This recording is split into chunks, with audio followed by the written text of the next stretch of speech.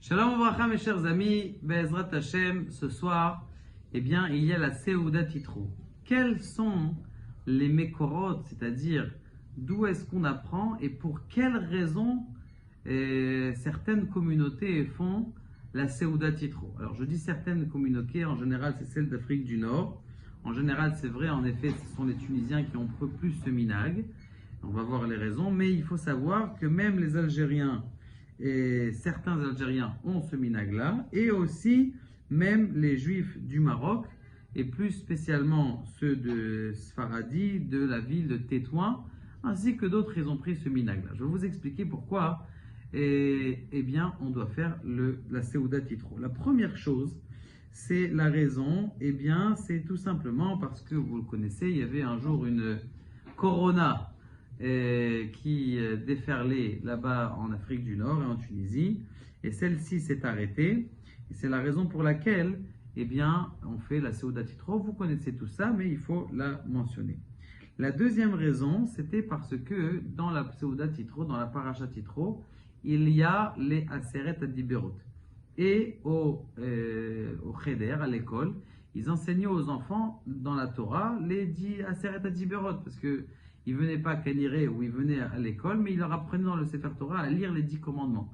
Et comme ils leur apprenaient à lire les 10 commandements, donc ils faisaient une fête pour les enfants, pour les encourager à lire au Sefer Torah. Et c'est la raison pour laquelle c'était à Yitro, puisqu'on va lire les 10 commandements. C'est pour ça qu'on fait la Seuda Titro. C'était donc en l'honneur pour renforcer et réjouir les enfants. La troisième raison, c'est une raison qui est encore plus thoraïque et plus profonde. Donc c'est marqué que Moshe Rabbeinu, il a vu que Yitro est arrivé. Et lorsqu'il a vu qu'Yitro est arrivé, alors que lui, il venait descendre de du mont Sinaï, il venait de recevoir la Torah, qu'est-ce qu'il a fait? Il a vu son beau-père arriver, Yitro.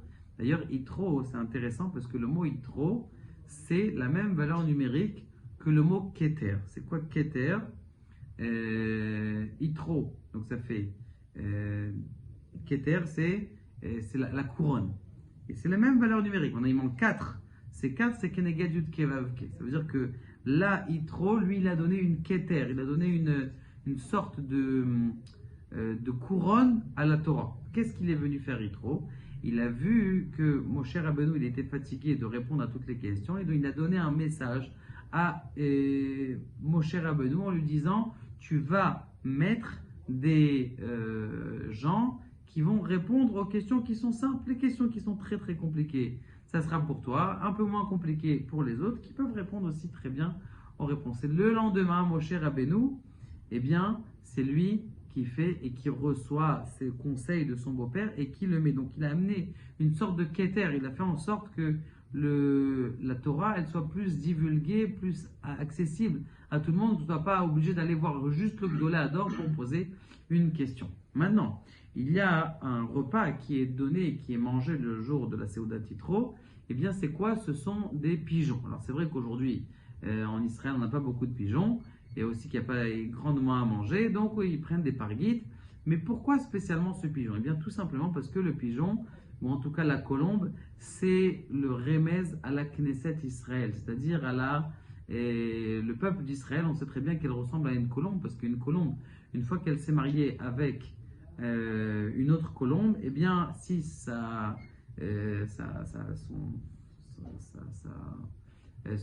oiseau, il est mort, son compagnon il est mort, il se remariera plus. Donc ça, c'est la force de la colombe. La même chose, nous aussi, Akadosh Baruch Hu nous a gardés, même si on fait des fautes, il ne nous a pas changé avec un autre peuple. Maintenant, et donc c'est pour ça qu'on prend donc ces pigeons. Autre chose, cette colombe-là, elle a des ailes. De même que les seules possibilités de faire envoler un oiseau, c'est avec ses ailes. La même chose, la seule possibilité au Béné Israël de pouvoir s'élever et de grandir, c'est grâce à quoi? Grâce à nos mitzvot.